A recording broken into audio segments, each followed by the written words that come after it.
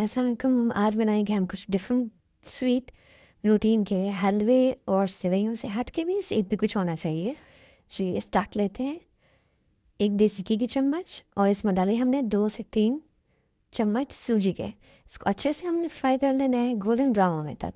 अब ईद पे कुछ नया तो होना चाहिए ना, वही रूटीन वही रेसिपीज़, डू समथिंग न्यू। और इसमें हम यूज़ करेंगे बोहली वाला दूध। आप चाहें तो आम दूध भी इस्तेमाल कर सकते हैं, लेकिन बोहली के दूध का अपना ही टेस्ट है। बिल्कुल स्टार्ट की लीजिए, ये हमने कर लिया है गोल्डन, मज़ेदार खुशबू आ रही है और बहुत ही खूबसूरत लोग हैं इसके। इसको हम अब इकट्ठा करके एक कटोरी में निकाल लेंगे, किसी बोल में निकाल लेंगे और साइड पे रख देंगे।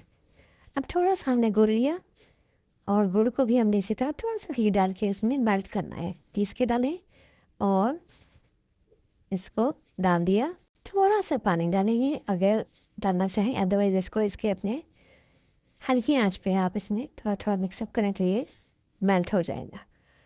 प्रॉपर मेल्ट होने तक आहिस्ता आहिस्ता थोड़ा सा पानी डाला और अब देखिए जी ये प्रॉपर मेल्ट हो गया, गुठलियाँ टूट गई हैं इसकी अच्छी तरह से।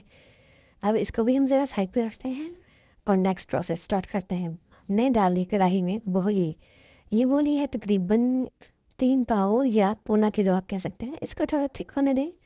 फिर इसमें हमने थोड़ी सी चीनी ऐड की, चीनी ज़्यादा नहीं डाल रही, बहुत ज़्यादा मीठा नहीं, अवॉइड किया करें। और 2 से 3 इलायची हम डालेंगे इसके। और चीनी कम डालने की वजह ये भी है कि हमने बोली ऐड किया है, तो उस लिहाज से आप इसको अपनी मर्ज़ी से जितना कम या ज़्यादा कर सकते हैं। अब इसमें हमने इसको थिक होने तक अच्छे से हिलाना है कि नीचे से ना लगे। इसकी फुटकियाँ आप देखें, इसका पानी कुछ कम हो गया, तब हमने इसमें सूजी ऐड कर दी है। इसको अच्छे से मिक्सअप करेंगे और इसी तरह इसके साथ मिक्स करके इसको हम मज़ीद भूनेंगे पानी सूखने तक। अब हमने इसमें मेल्टेड गुड़ ऐड किया। अब इसको भी इसी तरह दोबारा अच्छे से मिक्सअप करेंगे। अब इसे हिलाते रहें ताकि नीचे ना लगे और अच्छी तरह इसको मिक्स करते रहें, फूट गया ना बने कि वो जुड़ सके। अब थोड़ा सा हमने देसी घी ऐड करना है, 1 चम्मच